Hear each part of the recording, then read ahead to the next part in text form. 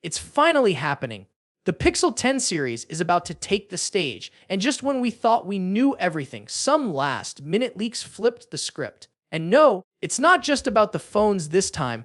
Google's secretly cooking up new accessories that could change the Pixel experience in ways nobody expected. We're talking about faster charging, magnetic snap on wireless power, and even a few head scratchers that raise more questions than answers. Welcome back, viewers. Sam here. Don't forget to share, and subscribe if you want to stay ahead of the curve on all things tech. Now, let's dive in. So here's the twist. Google's bringing a brand new 67W dual port power adapter. Sounds insane, right? But here's the kicker. The Pixel 10 series itself won't even charge at 67 watts. In fact, reports say it'll cap at 30W for the Pixel 10 and Pro and 39W for the Pro XL. That instantly makes you wonder, why sell such a powerful charger if the phones can't even use it? The answer might not be about speed at all. It's about versatility. This thing can juice up a Pixel and a laptop at the same time, or a tablet and earbuds, thanks to its dual USB-C ports. Think of it less as a phone charger and more like a mini charging hub. But at 57, almost double last year's price, it'll spark a debate. Power users will see the value, casual buyers might call it overkill, but the real scene stealer, the Pixel Snap charging stand. Now this is where things get exciting. Google's all in on Qi2 wireless charging, and if you haven't heard of Qi2, think of it as MagSafe, but for Android, magnets that click your phone perfectly into place for fast, efficient wireless charging. No more awkward misalignment, no more overheating, just smooth power every single time. And because Qi2 is an open standard, third-party brands are already lining up to make magnetic Pixel accessories. Cases, wallets, car mounts, you name it.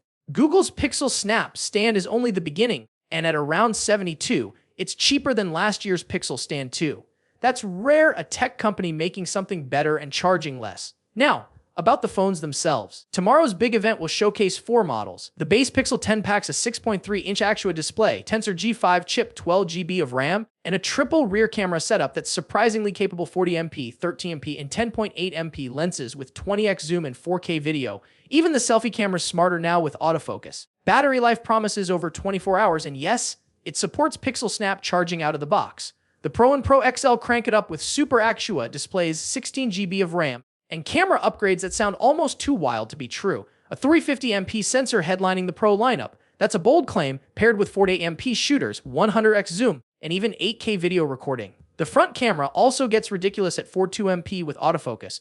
These Pro phones aren't just upgrades, they're flexing serious spec sheet shock value. And then comes the big foldable play, the Pixel 10 Pro Fold. Google didn't just recycle last year's model. It now packs a larger 5,000 mAh battery, finally solving the biggest foldable complaint, a wider cover screen, and slimmer bezels that make it feel more like a daily driver. Same 16GB RAM, same beefy chip, and a camera setup tuned for better zoom.